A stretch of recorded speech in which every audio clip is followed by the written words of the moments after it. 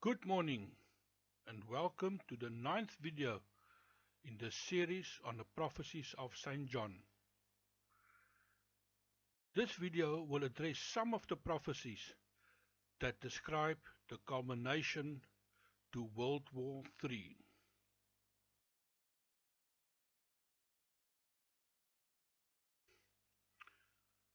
From the preceding video, we know that a Russian invader shall penetrate deep into Western Europe before being halted in his advance.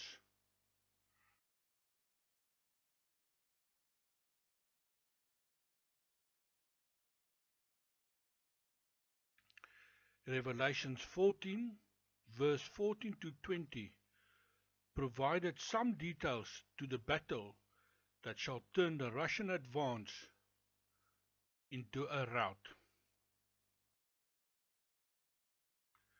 It shall be the decisive land battle to World War III.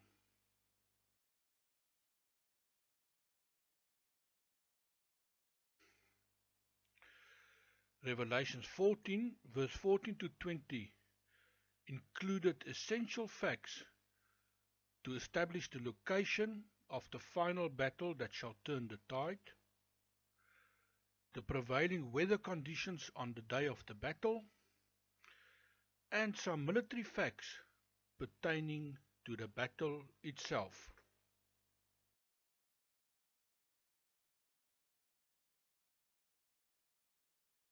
Let us start with the facts provided in Revelation 14 verse 14. It reads as follows: And I looked, and behold, a white cloud, and upon the cloud one sat like unto the Son of Man, having on his head a golden crown, and in his hand a sharp sickle.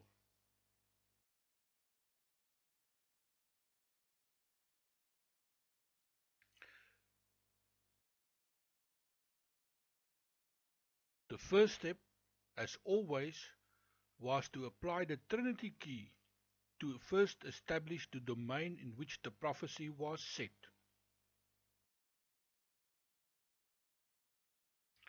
When the Trinity key was applied, it confirmed the prophecy was set in the earth domain.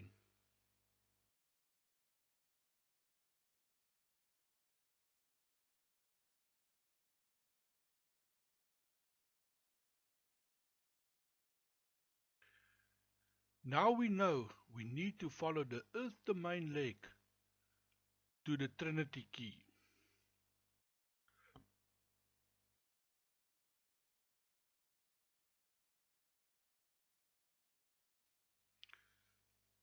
We also need to confirm whether the reference I saw was present.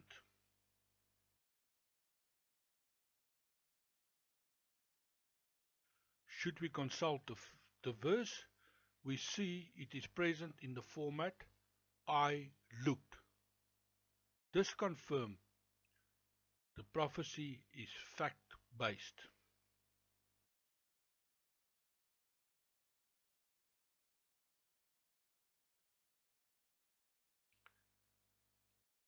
This was important, for it immediately tells the decipherer that he was confronted with a fact-based prophecy. It also tells him that he must now seek his answer from amongst man.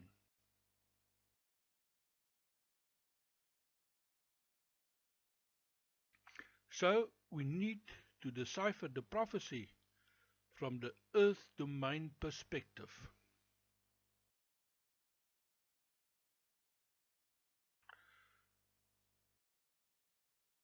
It reads as follows: I looked. This reference confirmed a factual prophecy followed. Behold, this reference confirmed a warning that what follows is not the obvious. You have to apply your mind. A white cloud. The white color was important for two reasons, as was later found in the prophecy. One, It was a weather indicator, time of year, and 2, white denotes purity. Upon the cloud, this reference confirmed that we have to look just directly above the cloud. One sat. This is a simple statement of fact and confirmed that somebody was sitting on top of the cloud. Like unto, this reference is very important, for it confirms this person had characteristics that reminded of, but was not, the Lord Jesus Christ. I say that again. The reference like unto confirmed this person that sat on top of the cloud had personal characteristics that reminded of, but he was not, Jesus Christ. On his head, St. John now shifts focus to this person. On this person's head, he was wearing a golden crown, which confirms that he was a national ruler. In his hand, St. John once again focuses to what he was holding, a sharp sickle. A very interesting statement within this context.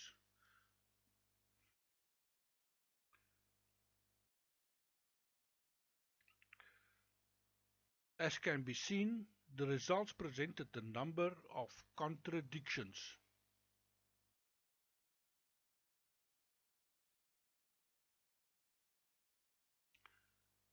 The white cloud, with the reference one sat on a white cloud, was technically and physically and scientifically impossible. We know the prophecy concerned an earth event. Physics do not support this statement of facts. Therefore, we know we are looking here at a symbolic or metaphoric reference. And the conclusion we must draw from this fact is that we need to seek the answer in the physical.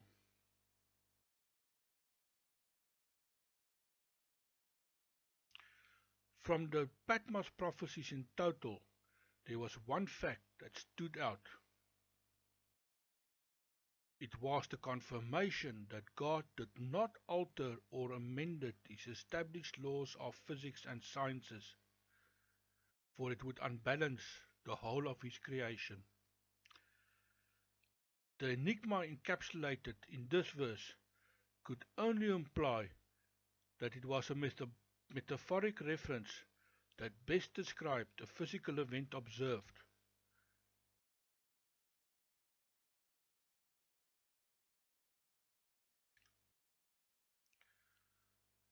The next contradiction was in the relationship between the golden crown and the sharp sickle, for they were non-compatible.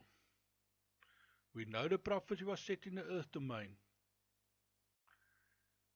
and from custom and traditions we know that the king do not physically participate in the harvest. Once again, our deduction must be that the reference is a metaphoric description, and we need to seek the answer in royal customs.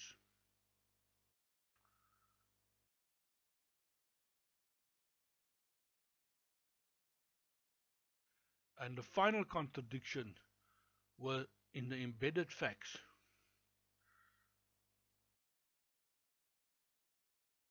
If we critically evaluate the preceding white cloud and sickle prophecy, we shall observe that the critical part of the facts were the person sitting on the cloud. Observe the position of the person in relation to the cloud. He is above the white cloud. This is contrary to the norm. Why did St. John deem it necessary to record the color of the cloud? Red with the warning "Behold" implied that the cloud was a metaphor for something very similar.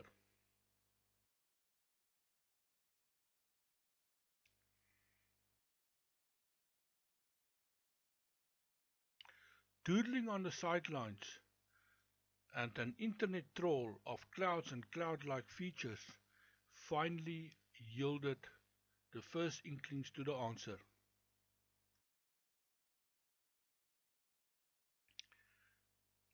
The prophecy did not describe an ordinary white cloud, but a snow flurry.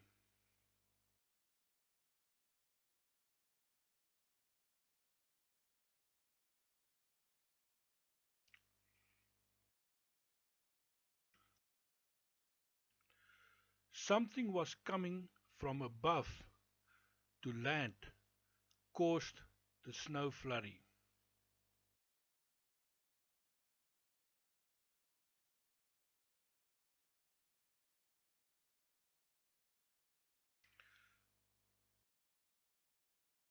Once the rest of the prophecies were available, the snow flurry theory was confirmed beyond reasonable doubt. St. John had observed a helicopter with somebody on board landing in a snow-covered landscape. It was the simplicity to St. John's prophecies that confused.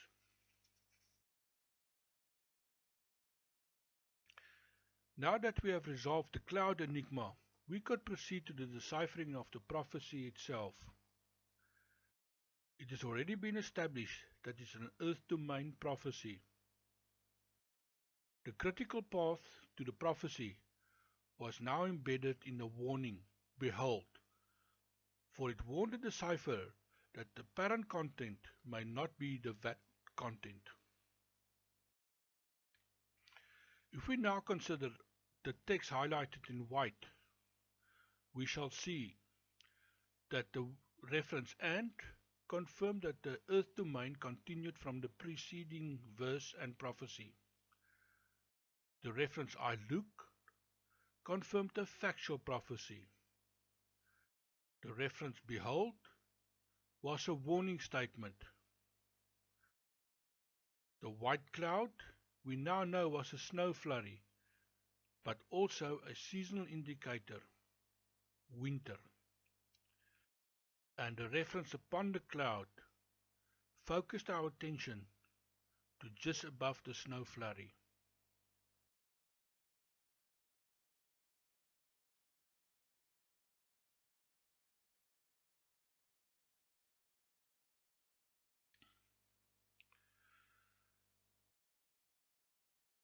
This part of the prophecy was probably the most misunderstood and wrongly read in the history of the Church.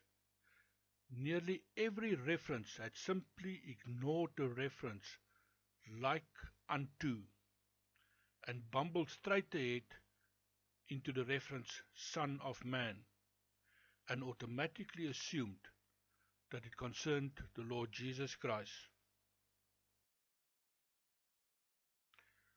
Since time immemorial, the reference "like unto" conveyed the meaning of comparing one to another. This fact confirmed that St. John was comparing the person exiting the now landed helicopter to have virtues or characteristics that reminded him of Jesus. What must be very clear in the reader's mind was the fact that St. John did not say Jesus climbed out of the helicopter. That he did not say, and he was going to extreme lengths to make sure that that message was understood. Yet, in every reference consulted, the Church Fathers had ignored the reference "like unto."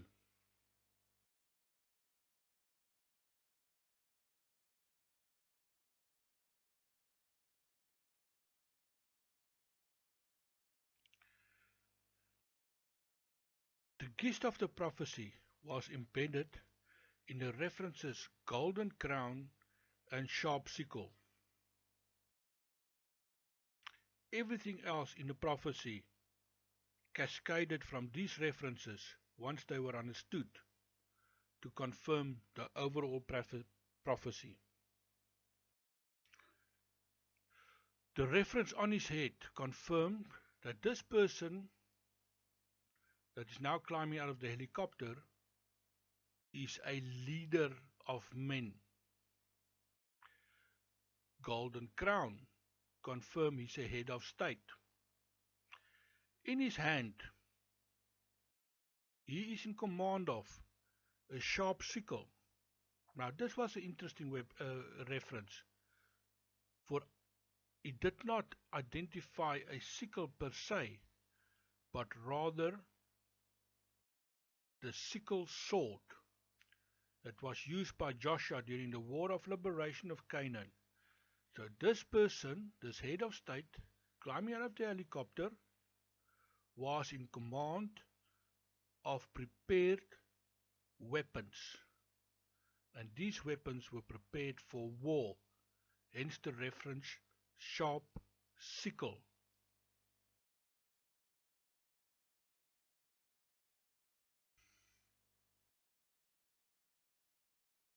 So what message did St. John convey across the ages?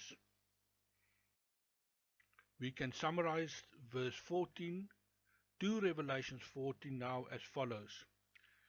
I, St. John, had seen the national ruler, who was also the supreme commander NATO forces, a noble and pious person, arrived by helicopter to command the defending NATO forces.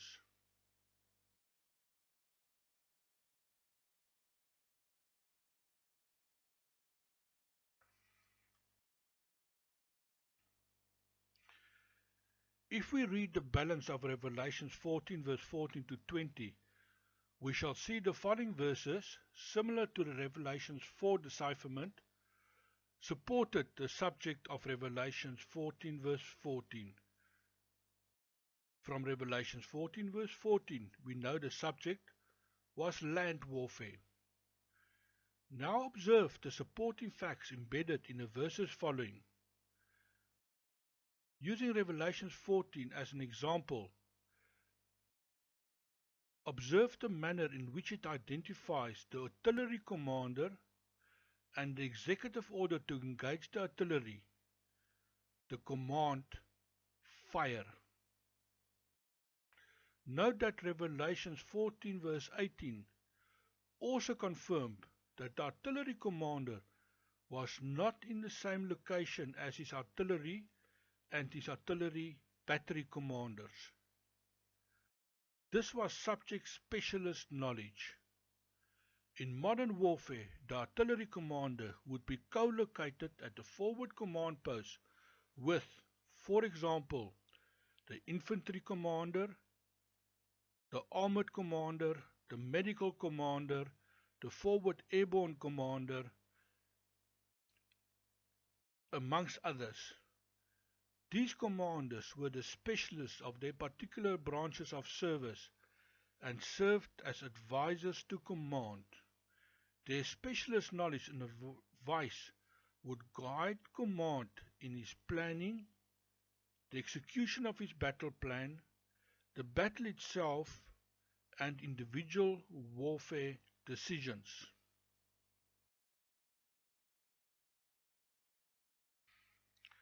St. John confirmed that the battle shall be fought on the plains to the north of the city of Kern. By confirming the battle to a winepress, St. John also confirmed that it shall be a particularly bloody battle and that the butcher's bill shall be severe. But the reference winepress also embedded another, much more sinister picture. It confirmed that the enemy forces were trapped between two fronts and were now systematically being destroyed in a crushing movement.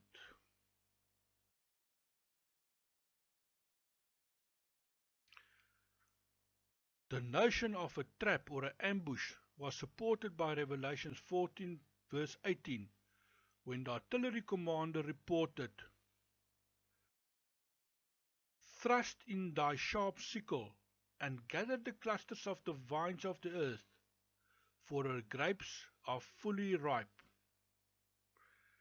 In modern military speak, the reference would confirm a report to command.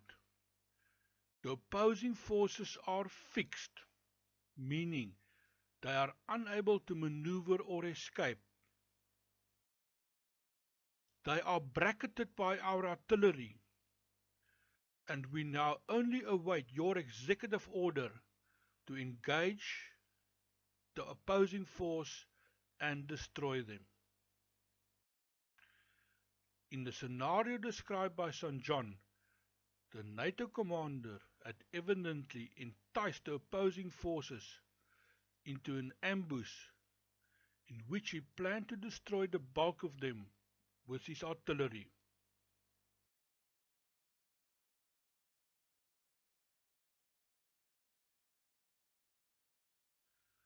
With the prophetic facts now exposed, the prophecy itself was visible. In a bloody artillery duel on the plains to the north of the city of Köln, the invading Russian forces shall be defeated. The NATO armor shall then achieve a spectacular breakthrough and penetrate the Russian front by some 321 kilometers in the direction of the city of Nuremberg.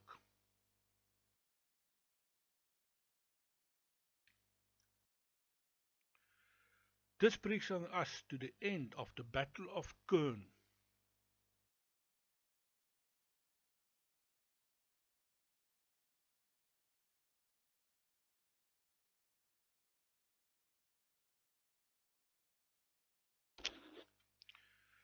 We know now that the Battle of Köln shall be the decisive land battle to World War III. During the battle, the Russian invading forces shall suffer an irreversible setback to their war plans. It shall be the turning point to the Third World War.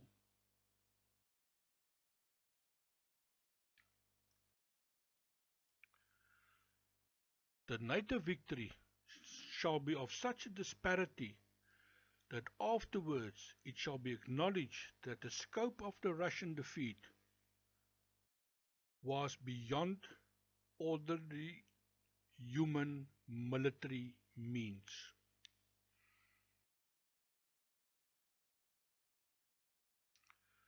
To confirm the scope of both the war itself and the Russian defeat, St. John provided some remarkable facts.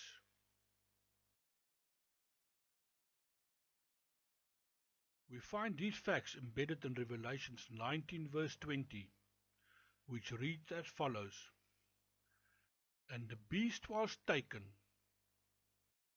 and with him the false prophet that wrought miracles before him, with which he had deceived them that had received the mark of the beast, and them that worshipped his image. These both were cast alive into the lake of fire, burning with brimstone.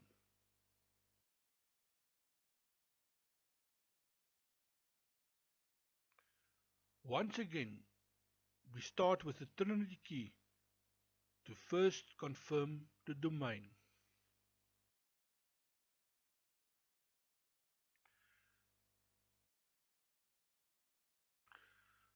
When we apply the Trinity key, it confirmed the prophecy was set in the earth domain.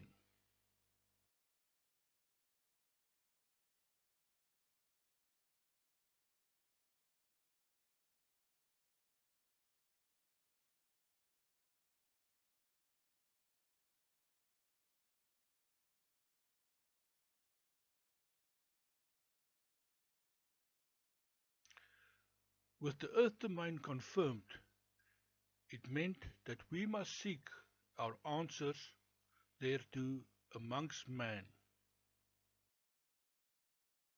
We return to the text and now decipher the text from the perspective of the earth domain. From the earlier prophecies, we know that the reference beast denote communism, and in this case communist forces or somebody from the communist. In this case, it referred to the leader of the communism. Was taken. He was defeated and captured. With him, there was somebody with him. St. John identified this person as the false prophet. We know the reference false prophet from the prophecies identified the Iranian Imam or Ayatollah that wrought miracles before him, that demonstrated the explosion of a nuclear bomb prior to the war. Before him, that would be President Vladimir Putin of the Russian Federation, because as the head of state, he represents the head of the beast. Deceived means exactly that, deceived or fooled. Them, the followers of the communist ideology, worshippers of his image. We know from Revelation 13 that reference identified Vladimir Lenin. So we are still on the subject of communism. Both, in this case the reference referred to Putin and the Iranian leader, cast alive, thrown alive into a lake of fire, burning with brimstone. They were cast alive into hell. This is a very interesting reference and confirmed that they must have been killed by being thrown alive into some burning object. There are no military references in Revelations to the fate of these two men. So the author's assumption is that the Russian nation, after defeat in Western Europe, will realize that they have been deceived by their leaders, that there will be a national uprising, and that they will capture the communist leaders and kill them. I say again, the latter part is an assumption on the part of the author to the prophecies.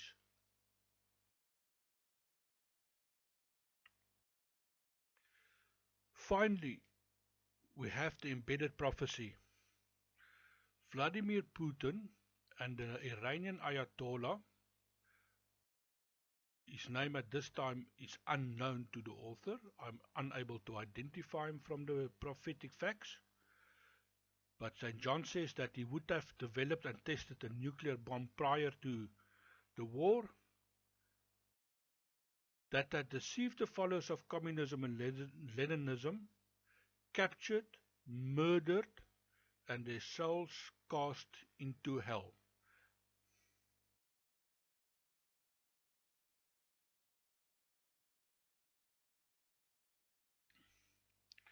Revelations 19 verse 21 further elaborated on the preceding prophecy and confirmed the embedded end state to the war in Europe.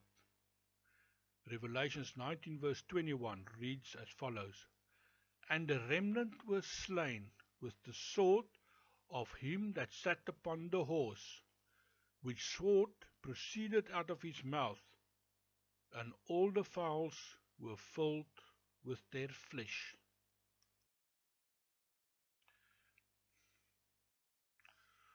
Once again, we start with the Trinity key to first confirm the domain to Revelations 19 verse 21.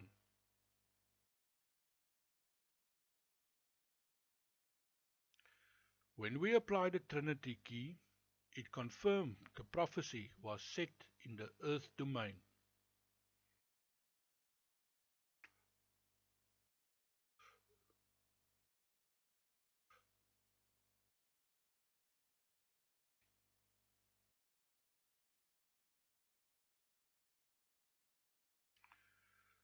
The earth domain confirmed that we need to seek our answers from amongst man.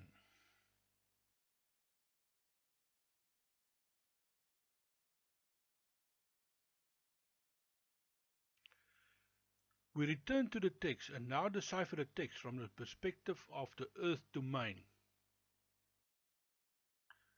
If we look at the reference, the remnant, it means those that had escaped the battle and the defeat at the Battle of Köln were slain. They were killed in combat with the sword in battle of him. We're looking at the NATO Supreme Commander here, that said, this person by nature is non-warmongering. He's actually in fact a peaceful person by nature. Upon the horse, he's both king and military commander, but in the Revelations prophecies, the reference horse in the earth domain also refers to the nation state, which sword is incisive or cutting statements proceeded, coming out of his mouth, from his mouth. This statement, if we take it in its totality, which sword proceeded out of his mouth, meant that this person's commands were clear and unambiguous. There were no grey areas when he issued an order. All the fowls, all the birds, filled with their flesh, fed of the bodies of the fallen soldiers.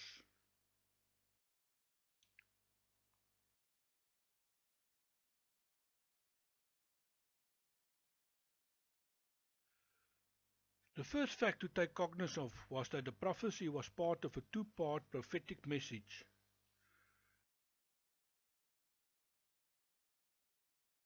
The NATO Supreme Commander ordered the invading Russian soldiers that were defeated at the Battle of Köln and that had escaped to be killed to the last man. His commands and his orders were like a sword.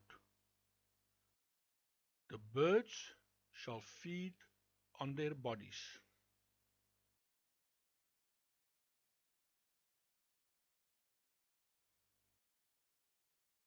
Revelations 19 verse 17 further expanded upon the subject. It reads as follows, "And I saw an angel standing in the sun, and he cried with a loud voice, saying, to all the fowls that fly in the midst of heaven, come and gather yourself together unto the supper of the great God." Again, we start with the Trinity key to first confirm the domain in which the prophecy is set.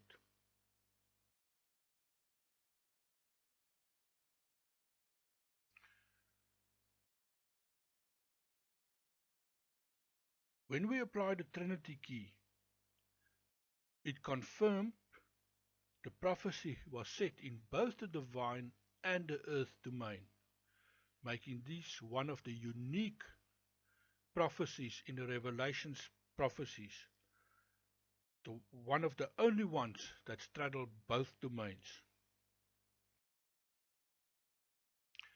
Making the deciphering thereof slightly more complex. However, St. John's references were so clear that it was very evident which referred to the divine domain and which referred to the earth domain, thereby eradicating any ambiguity.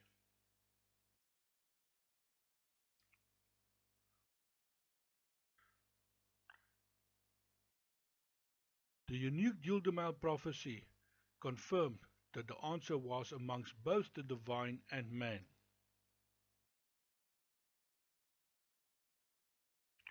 We now return to the text and decipher the text based on these guidelines.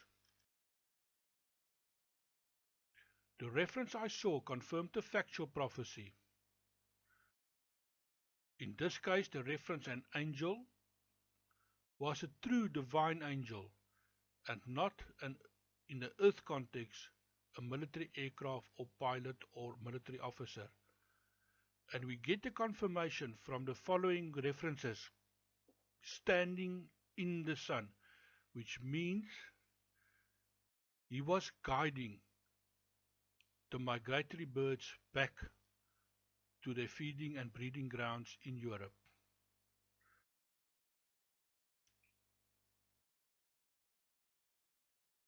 It's also interesting that he stands in the sun, which implies that the sun is at his back.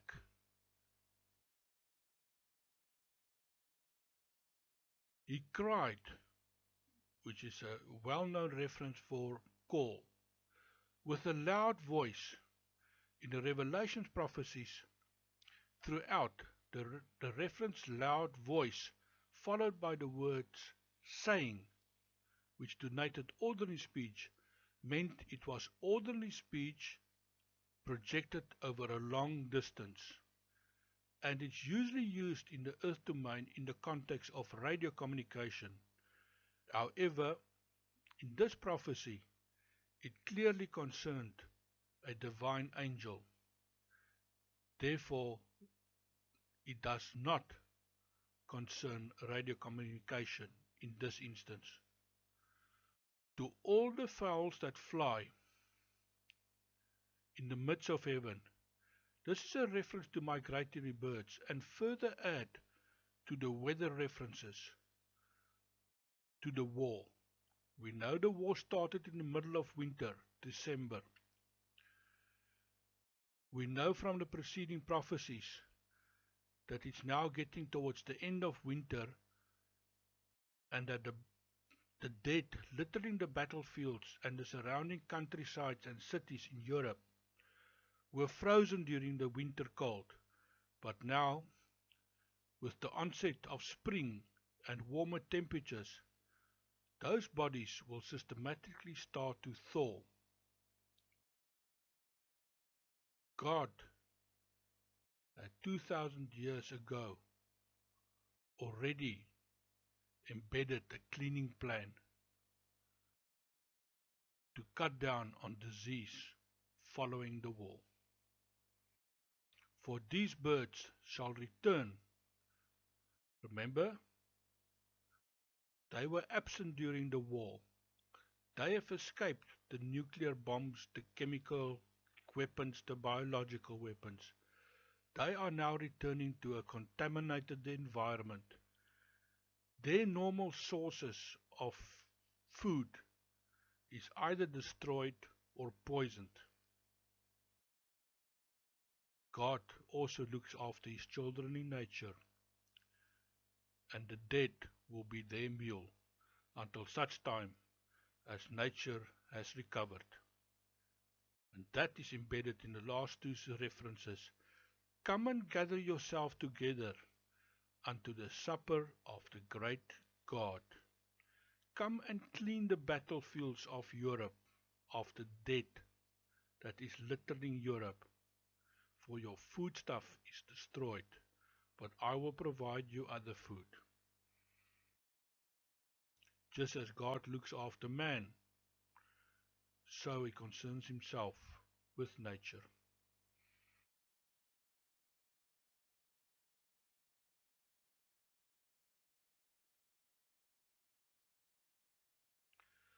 Finally, the last part of the prophecy was exposed.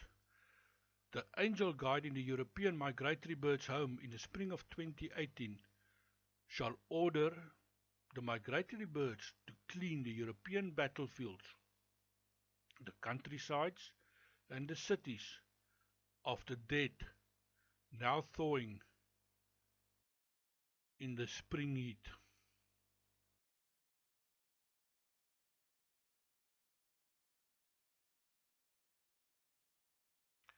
The two prophecies can now be read side by side.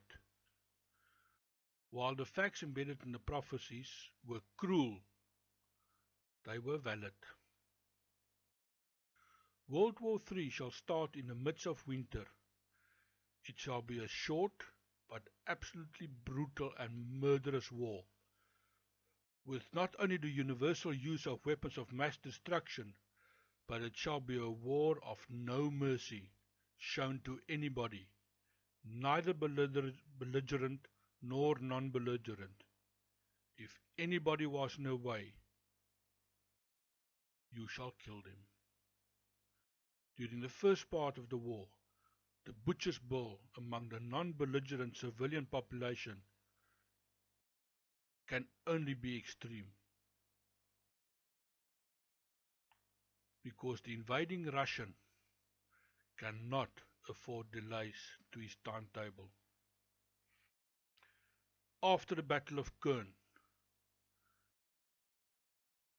we can only assume that a desperate Russian soldier shall kill and maim randomly in desperation. As a consequence, European cities and the countryside shall be littered by the dead. Whilst the winter colds hold, these bodies would freeze.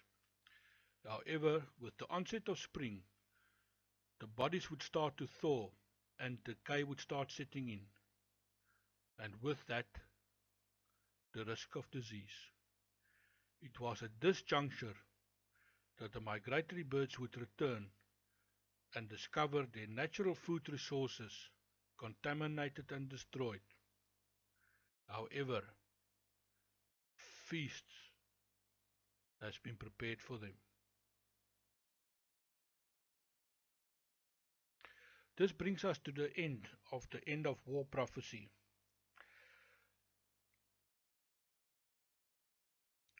While I cannot offer you anything positive as to the war itself, we do know, and I can confirm, that we can only look towards God, Jesus, and the Holy Spirit for redemption, mercy, and salvation.